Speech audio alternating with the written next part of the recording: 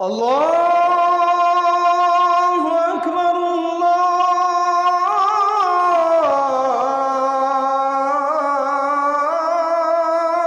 আকবার।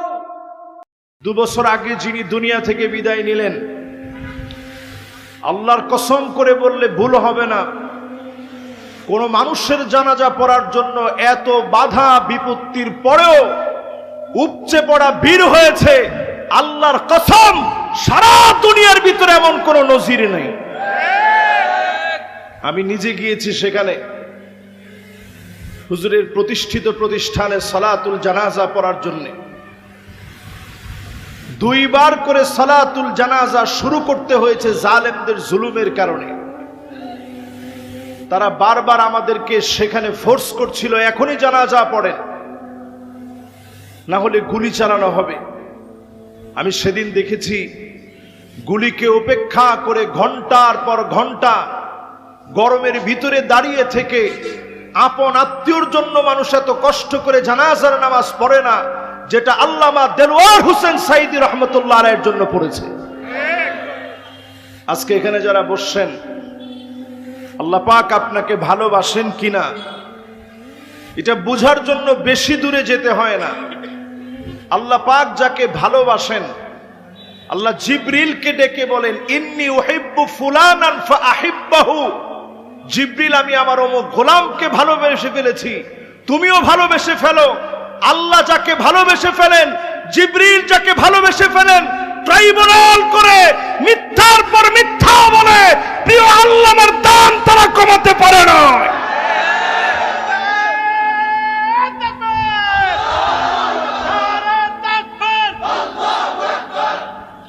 আমাদের শহীদদের জীবনের দিকে তাকায় দেখেন, উনি সারাটা জীবন মাহফিলের মধ্যে বলতেন, আল্লাহ আপনি শহীদি মওত দিন, আল্লাহ আপনি আমাদের শাহাদাতের মৃত্যু দান করেন। উনার সন্তানের জানাজার নামাজ পড়াতে এসেও বলেছে, আল্লাহ আমি শহীদ হতে চাই, কিন্তু চোর ডাকাত এই সমস্ত কথা শুনে আমি মরতে চাই না, আমি শহীদ হয়ে মরতে চাই। মান আরাদা শাহাদাতা বিসিদকিন বাল্লাগাহুল্লাহু মানাজিলাশ শুহাদা ওয়া ইন মাতা আলা ফিরাশিহি। আল্লাহর কোন গোলাম যদি শহীদ হয়ে মরতে চায়, বিছনায় শুয়েও যদি মারা যায়, আল্লাহ তাকে শহীদ হিসাবে কবুল করে নেয়। আমাদের প্রিয় আল্লামার কথা যখনই আমাদের মনে পড়ে, হৃদয়ের সবটুকুন ভালোবাসা উজাড় হয়ে পড়তে চায়। সবটুকুন ভালোবাসায় আল্লাহ আমাকে আমরা সিক্ত বানাতে চাই। যিনি সারা জীবন শাহাদাতের মওত চেয়েছেন, আল্লাহ তাআলা ওনাকে শাহাদাতের মওতই দান করেছেন। বলেন আল্লাহু আকবার। সূরা জুমআর 8 নং আয়াতে কারিমা অনুযায়ী, কুল ইন্নাল মাউতাল্লাযী তাফিররুনা মিনহু ফাইন্নাহু মুলাকীকুম। হুজুরের জবান থেকে আয়াতের তাফসীর শুনেছিলাম। আমার মতো মনে হয় অসংখ্য আল্লাহর গোলাম এই তাফসীর হুজুরের জবান থেকে শুনেছেন।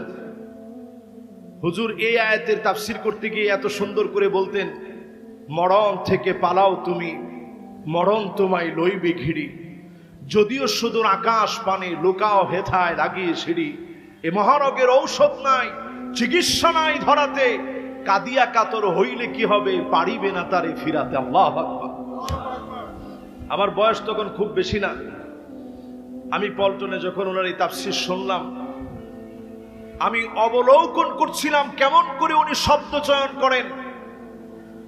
আজকের এই মাহফিল থেকে পরিষ্কার ভাষায় বলতে চাই, আলেমদের এখনো অনেক কিছু শিখতে হবে প্রিয় আল্লামার কাছ থেকে। ফানজুরু আম্মান তাখুযুনা দীনাকুম। লক্ষ্য করে তাকায় দেখেন, প্রিয় আল্লামার চুলের গোড়া থেকে শুরু করে পায়ের তালু পর্যন্ত সুন্নতের খেলাফ তিনি চলতেন না, ঠিক কিনা বলেন? আজকে আমরা আলেমরা কয়জন সুন্নাহ মেনে চলি? উনি ছোটদেরকে দেখলে সালাম দিতেন, আমাদের মতো মানুষদেরকে দেখলে তিনি গ্লাস নামিয়ে সালাম দিতেন। গাড়ির লুকিং গ্লাস তিনি ফলো করতেন, যে কেউ হয়তো দৌড়ায় আসছে, প্রিয় আল্লামাকে এক নজর দেখবে, তিনি গ্লাসটা খুলে দিয়ে সালাম দিতেন বিনয়ের সঙ্গে। আজকে আলেমদের ভিতরে এই বিনয়টির বড় বিনয়ের অভাব। জুমার নামাজের পরে আমরা কয়জন মুসল্লির সঙ্গে কথা বলি? প্রিয় আল্লামা তিনি 5 ওয়াক্ত নামাজ যখন তিনি ফ্রি থাকতেন শহীদবাগে মাওলানা আব্দুল গাফফার হাফিজাহুল্লাহ মালিবাগ মাদ্রাসার মুহাদ্দিস তিনি যেই দিন প্রিয় আল্লামা দুনিয়া থেকে চলে গেলেন আমি ফজরের নামাজ ওই মসজিদে পড়লাম শুধু দেখার জন্য যে আল্লাহর গোলামেরা শুধু নামাজ পড়ার জন্য আসে না তাওহীদি চেতনা ঈমানের চেতনা জজবার চেতনা নিয়ে মসজিদে আসে বলেন আল্লাহু আকবার। আমি নামাজের সালাম ফিরানোর পরেই দেখলাম মাওলানা আব্দুল গাফফার হাফিজাহুল্লাহ ওয়া রাআহ মালিবাগ মাদ্রাসার মুহাদ্দিস তিনি সালাম ফিরিয়ে বললেন আমরা আমাদের প্রিয় আলেমকে হারিয়ে ফেলেছি, আমি আমার প্রিয় মুসল্লিকে হারিয়ে ফেলেছি যিনি মাহফিল করে এসে শত ব্যস্ততার পরেও জামাতের সাথে ফজরের নামাজ পড়তেন বলেন আল্লাহু আকবার। তিনি বললেন সেই কঠিন দিনে 15ই আগস্ট যেই দিনে বাংলাদেশে বন্দনা না করলে চাকরি চলে যেত, মনে আছে আপনাদের? যেই দিনটা ছিল ইবাদত বন্দিগির অন্যতম দিন, যেই দিনটা ছিল একটা দলের দলীয় বন্দিগির দিন, যেই দিনে নামাজ হোক মাইকে আজান হোক সার্বক্ষণিক যেই দিনে মাইকের ভিতরে বন্দনা চলতো, সেই দিনে উনি ফজরের নামাজের পরে বলতেছেন প্রিয় আল্লামা সাইদি কিছু চিঠি লিখে গেছে, জেলখানার ভিতরে কিছু চিঠি আমার কাছে পাঠিয়েছে জেলখানা থেকে, সময় সুযোগে সব বলবো। বিশ্বাস করেন ওই দিন আমার কাছে মনে হয়েছে 1 বছর সময় লাগবে না, জালেমদের পতন হবেই হবে, কারণ তারা প্রিয় আল্লামাকে বাঁচতে দেয় না। ঠিকই আপনি তাকায় দেখেন একটা বছরের মাথায় জালেমদের প্রতিশোধ আল্লাহ নিলেন, এমন ভাবে নিলেন আগে তো আমাদের ভাইয়েরা হাঁটা চলা করতে পারত, এখন তাদের অবস্থা এমন হয়েছে ফজরের আগেই তাহাজ্জুদের সময় তারা ঘর থেকে উঠে চলে যায়, আমাদের কিছু বলা লাগে না, এমনি তারা ঘর থেকে উঠে চলে যায়। এই মাহফিলের মধ্যে বসে বলতে চাই আজকে থেকে কিছু অভ্যাস প্রিয় আল্লামার কাজ হিসেবে নিয়ে যাই, মাসলাক যার যার, চিন্তা যার যার। এখনো যদি আপনি ঐক্যবদ্ধ না হন আগামী দিনে 6টা মাইর খেতে হবে। কয়টা? সবাই বলেন কয়টা? আমি রাসূলুল্লাহর হাদিস থেকে আজকে এই মাহফিলে স্মরণ সবাই তাফসীর মাহফিলে স্মরণ করিয়ে দিতে চাই। আগামী দিনে লিখে রাখেন, মিডিয়ার ভাইয়েরা এখানে আছে, আমার প্রাণ প্রিয় শ্রদ্ধেয় বড় ভাই মাওলানা নুরুল ইসলাম কাসিমি হাফিজাহুল্লাহ তিনি আছেন, আমাদের আলিম ভাই আছেন, দায়িত্বশীল বৃন্দ রয়েছেন, সামনে সচেতন নাগরিক রয়েছেন। আমি পরিষ্কারভাবে বলি, এনসিপির ছাত্র ভাইদেরকে বলি, আগামীর নেতৃত্বকে বলি, যদি আগামী দিনে ভুল করেন 6টা খেসারত দিতে হবে। কয়টা? 1 নাম্বার খেসারত নবীজি সাল্লাল্লাহু আলাইহি সাল্লাম বলছেন ইমারাতুস সুফাহা, যদি আগামী দিনেও ভুল করেন নির্বোধ লোকেরা আমাদের নেতা হয়ে যাবে।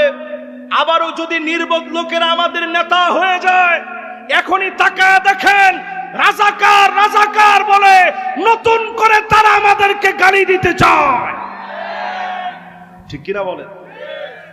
এটা আমার কথা না, আমার কথা হইলে আপনারা আমার সাথে রাগ করতে পারেন, কোনো অসুবিধা নাই। রাসূলুল্লাহ সাল্লাল্লাহু আলাইহি সাল্লাম বলেছেন যদি আপনারা আল্লাহর দেওয়া নিয়ামত পাওয়ার পরেও যদি ভুল করেন 6টা খেসারত দেওয়া লাগবে। কয়টা? 1 নাম্বার ইমারাতুস সুফাহা, নির্বোধ লোকেরা আবার আপনাদেরকে শাসন করবে।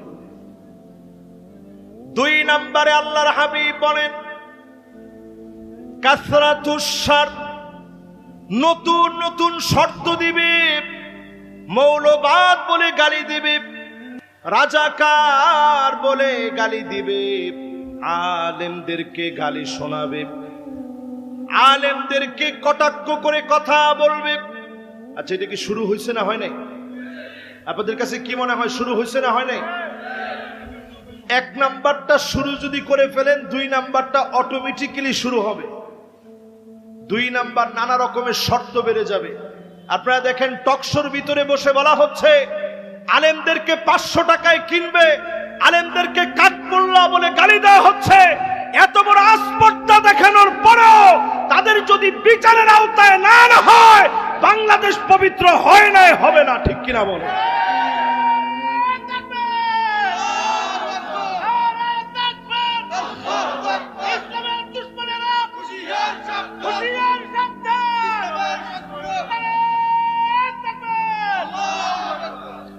যে ওনারা কাঠমোল্লা বলে অথবা মুন্সি বলে, অনেকে জানেনই না মুন্সি এই নামটা যে আপনারা অনেক সময় আলেমদেরকে কটাক্ষ করে বলেন। আম নাহনুল মুনশিউন, কোরআনের ভিতরে এটা আছে না নাই? আম নাহনুল মুনশিউন, কোরআনের ভিতরে এটা আছে না নাই? বলতে পারবেন কোন সূরা? আম নাহনুল মুনশিউন, কোন সূরা? মাশাআল্লাহ, একটু জোরে বলেন তো। মাশাআল্লাহ, তাহলে আমাদের পরিচিত সূরা কিনা?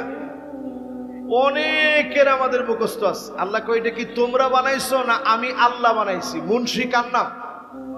আল্লাহর নাম। জোরে বলেন কার নাম? এরা মুন্সিদেরকে কিনবে, আলেমদেরকে কিনবে বলে যারা কটাক্ষ করে কথা বলে, আপনি লিখে রাখেন, এখনই যদি তাদের দল তাদেরকে যদি বহিষ্কার না করে, তাদের ব্যাপারে যদি সিদ্ধান্ত না নেয়, অবশ্যই ভয়ানক থেকে ভয়ানক পরিস্থিতি ঘটবে। ঠিক কিনা বলেন? এরপর 3 নম্বরে আসেন, নবীজি সতর্ক করলেন, বিয়াউল হক, টাকার বিনিময়ে আইন আদালত বিক্রি হবে। অলরেডি আমরা এখন দেখতেছি নানা রকমের মিথ্যা মামলা হামলা শুরু হয়ে গেছে। ঠিক কিনা বলেন? 4 নম্বরে নবীজি বলেছেন, ইস্তিগফাফাম বিদ্দাম, গ্যানোসাইড শুরু হবে, রক্তারক্তি শুরু হবে, চতুর্দিকে মানুষ মরবে।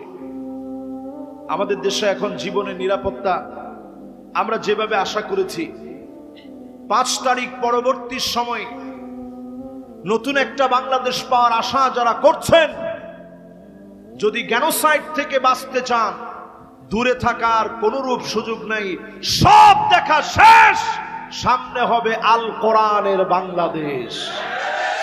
আপনারা কি আমার সাথে একমত? যদি না আসেন, আগামী দিনে আপনি তর্ক করবেন কোন সময়? মাথা থাকলে তো টুপি নিয়ে তর্ক করবেন, মাথাই থাকবে না, আপনি টুপি নিয়ে তর্ক করবেন কেমনে? ইস্তিগফাফাম বিদ্দাম, পেয়ারা হাবিব বলে গেছেন, চারদিকে রক্তের সরাসরি হবে। আলেমদেরকে বলতে চাই, এই জায়গাটা হচ্ছে আলেমদের একটা বৃহত্তর জায়গা। এখানে অসংখ্য মাদ্রাসা আছে। আমি বলবো মাদ্রাসার উলামায়ে কেরামকে, এখনো যদি আমরা ঐক্যবদ্ধ না হই, এখনো যদি আমরা ঐক্যবদ্ধ হতে না শিখি, আগামী দিনে আলেমদেরকে মেরে মেরে ঝুলায় রাখবে, প্রতিবাদ করার মতো লোক খুঁজে পাওয়া যাবে না। ছোট্ট একটা গল্প আপনাদেরকে শোনাই। আমি অনেক মাহফিলে এই গল্পটা বলছি। বনের ভিতরে বলদ ছিল 3টা। সবাই মিলে একটু বলতে হবে, কয়টা? বনের ভিতরে বলদ ছিল 3টা, একটা সাদা, একটা কালা, একটা লাল। এটা কোরআন হাদিসের গল্প না, এমনি গল্প। এই 3 বলদের ভিতরে সাদা, কালো এবং লাল, প্রথম দিন বাঘ একবারে এসে সবার উপরে অ্যাটাক করতে পারে না। 2 জনের সাথে একটা চুক্তি করলো। কালো আর লাল এই 2টার সাথে চুক্তি করছে যে সাদাটার কোনো কালার হলো, এক কাজ কর, তোরা 2 জন মিলে সাদাটারে মেরে খেয়ে ফেল। সঙ্গে সঙ্গে 2 জনে বলতেছে, না, একই জাতের মানুষ আমরা, একই জাতের বলদ আমরা, একই প্রজাতি, একজন আরেকজনকে মেরে খাই কেমনে? এক কাজ করেন মহাশয়, আপনি মেরে খেয়ে ফেলেন, আমরা কোনো প্রতিবাদ করব না। প্রথম মেরে খেলো সাদা বলদ রে, বাকি আছে কালো আর লাল। দ্বিতীয় দিন এসে কালোটারে ধরছে যে তুই কালা, তোর কি কোনো কালার আছে? এই বনের ভিতরে তোর থাকার কোনো দরকার নাই। দ্বিতীয় দিন এটা শেষ। তৃতীয় দিন এবার লালটার কাছে এসে কোনো কথা নাই, ডাইরেক্ট গিয়ে হামলা করবে। লালটা বলতেছে, ভাই আমি বুঝছি, আপনি যে আমারে মেরে খাবেন, ওই সাদাটার দিনই আমি বুঝছিলাম। আমি পাহাড়ের উপরে উঠে একটা কথা বলে নেমে আসি, তারপরে আপনি মাইরা খায়েন। আরবিতে বিখ্যাত সেই প্রবাদ। ওই বলদটা তখন, লাল বলদ পাহাড়ের উপরে উঠে বলতেছে, উকিল তু ইয়াউমান উকিলা থাউরুল আবিয়াদ, ওই দিন আমারে খাওয়া হয়েছে যেই দিন সাদা বলদকে খাওয়া হয়েছে। আলেমদেরকে বলতে চাই, যেদিন প্রিয় আল্লামা দেলোয়ার হোসেন সাইদীকে অন্যায়ভাবে অ্যারেস্ট করা হয়েছে, সমস্ত আলেমদেরকে অ্যারেস্ট করা হয়েছে। এটা যদি আজকে এসো আপনি আমি না বুঝি, আমাদের উপলব্ধির ভিতরে যদি এখনো এটা মনে না থাকে, তারা যেইভাবে প্রিয় আল্লামাকে অ্যারেস্ট করেছে, ওইভাবে তারা মামুনুল হক হাফিজাহুল্লাহকে অ্যারেস্ট করেছে, ওইভাবেই তারা মুফতি আমির হামজাকে অ্যারেস্ট করেছে। তারা প্রত্যেকটা জায়গায় একটার পর একটা অ্যারেস্ট করেছে। ভয় ভীতি তাদের চলে গিয়েছে, কারণ আমরা আলেমরা ঐক্যবদ্ধ হতে পারি নাই, ঠিক কিনা বলে? আল্লাহ রাব্বুল আলামিন কোরআনুল কারীম আল্লাহ তাআলা আয়াত নাজিল করে জানায় দিলেন, কুল হুয়াল কাদিরু আলা আন ইয়াবআসা আলাইকুম আযাবাম মিন ফাওকিকুম। নবী, আপনার উম্মত যদি উল্টাপাল্টা করে আযাব আসবে উপর থেকে। জোরে কোন দিক থেকে? সবাই একটু দেখায় বলেন তো কোন দিক থেকে? এই আয়াত নাজিল হওয়ার পরেই নবীজি আমাদের জন্য বড় মায়া, কান্না শুরু করছে, আল্লাহ উম্মতের দেখি নাই, যদি আল্লাহ শাস্তি দেন তাহলে আমি উম্মত পামু কই?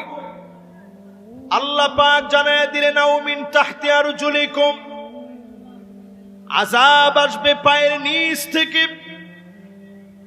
নবীজি আবার কান্না শুরু করলেন, আল্লাহ আমার উম্মতদেরকে শাস্তি দিয়েন না। আল্লাহ পাক দ্বিতীয় অপশনের পরে জানায় দিলেন 3 নাম্বার অপশন, আও ইয়ালবিসাকুম শিয়াব, দলে দলে আপনার উম্মত বিভক্ত হয়ে যাবে।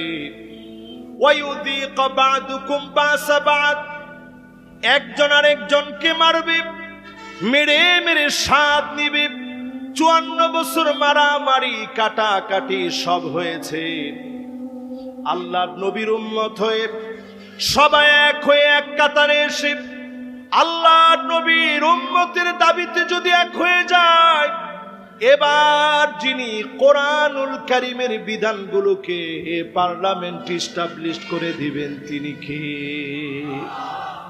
যদি আজকের এই মাহফিল থেকে বাঁচতে চান 6টা আযাব থেকে, 1 নাম্বার নির্বোধ নেতা, 2 নাম্বার নানা শর্ত দিয়ে আবার নতুন করে জুলম, 3 নাম্বার টাকার বিনিময়ে আইন আদালত বিক্রি হওয়া, 4 নাম্বারে গ্যানোসাইড হত্যাযজ্ঞ, গড়ে গড়ে সংঘাত লেগে যাওয়া, 5 নাম্বারে কাতিআতুর রাহিম, আত্মীয়তার সম্পর্ক ছিন্ন হয়ে যাওয়া, মা তার সন্তান চিনবে না, সন্তান মা চিনবে না, ভাই তার ভাইকে মেরে ফেলবে। এমন সময় আসার আগে এখনই দায়িত্ব আল কোরআনকে এই জমিনে প্রতিষ্ঠা করার কাজ করা, ঠিক কিনা বলেন? এরপর নবী সাল্লাল্লাহু আলাইহি সাল্লাম 6 নম্বরে বললেন, আকাল্লুহুম ফিকহান, অনেককে তোমরা অনেক বড় জ্ঞানী মনে করবা, নোবেল বিজয়ী মনে করবা, অনেক বড় আপনি মনে করবেন ইসলাম প্রতিষ্ঠার কাজ করবে, কিন্তু আপনি যদি ভুল করে ফেলেন, আপনি দেখবেন আকাল্লুহুম ফিকহান, নবীজি বলে গেছেন নির্বোধরা তোমাদের মাথার উপরে ছড়ি চালাবে, তোমাদের মাথার উপরে লাঠি ঘুরাবে। আজ তাকায় দেখেন, যেই জুলাই ঘোষণাপত্র দেওয়া হলো, তার ভিতরে আমার শহীদদের কথা বলা হয় নাই, ঠিক কিনা বলেন? প্রিয় ভাইরা আমার, এই 6টা বিষয় নবীজি আমাদেরকে সতর্ক করে বললেন।